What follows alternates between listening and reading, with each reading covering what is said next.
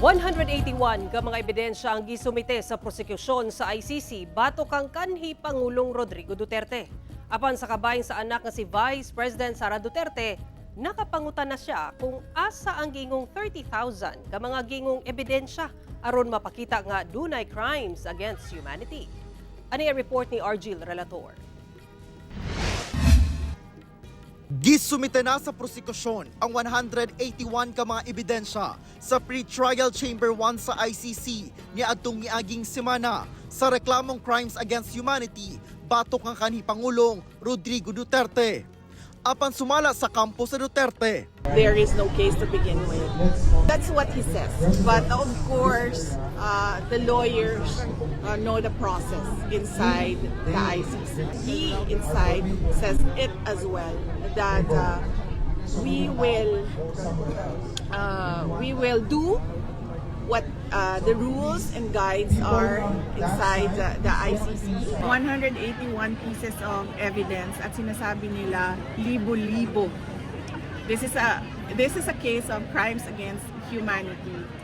So kung meron ka lang 181 pieces of evidence, does that show a crime against humanity?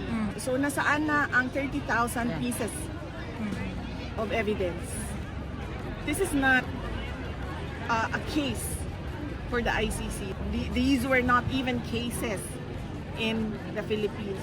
So parang ang pakiramdam ko, naging kaso siya dahil sa portrayal ng media sa war on drugs, and that was just the title noong trabaho ng gobyerno na pugsain ang illegal na droga sa loob ng kanyang bayan. Parang hindi siya makatarungan sa 80 years old na tao. Yes. sa kabahin sa International Criminal Court. The legal framework is that a crime against humanity is can be a murder, can be an other number of criminal conducts, but if they are committed in the context of a widespread or systematic attack against a civilian population according to a certain plan.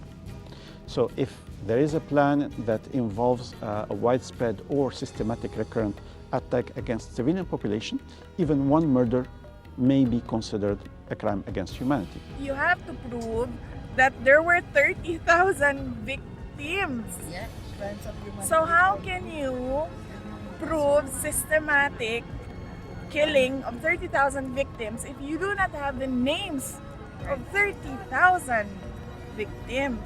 Really, truly, wala naman kaming magawa sa media, pero nakikita ko talaga sa lahat ng articles, war on drugs killing thousands, and yet we have 181 pieces of evidence, and we don't even have 50 victims.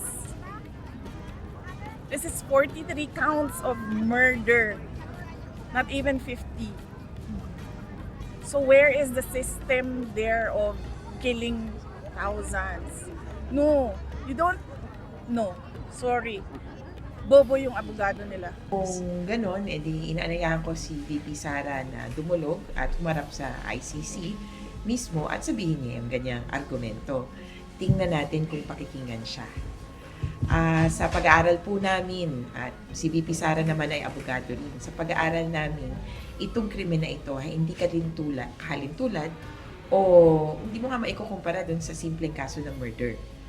I understand that under Philippine jurisdiction, murder, if you look at it according to the elements, you need to name the victim. In crimes against humanity, you do not need to name all the victims. Dugang ni VP Sara, ginahuna-huna na sa ilang kampo ang pag-apply og interim release. I understand that is one of the items that the lawyers are thinking about and discussing, but the details of that you need to ask the lawyer. Parayon matud pa ang pagbuo sa defense team sa iyang amahan. Single tayo, mag-selfie tayo, baka umabot pa tayo ng September Papers 23. coming from the ICC.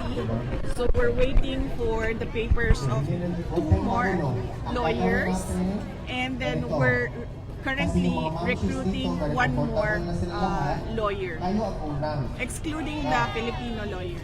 Si kanhi Pangulong Duterte gihapon ang magdesisyon labot sa iyang mga abogado. Ako si Argil Relator. 1 Mindanao.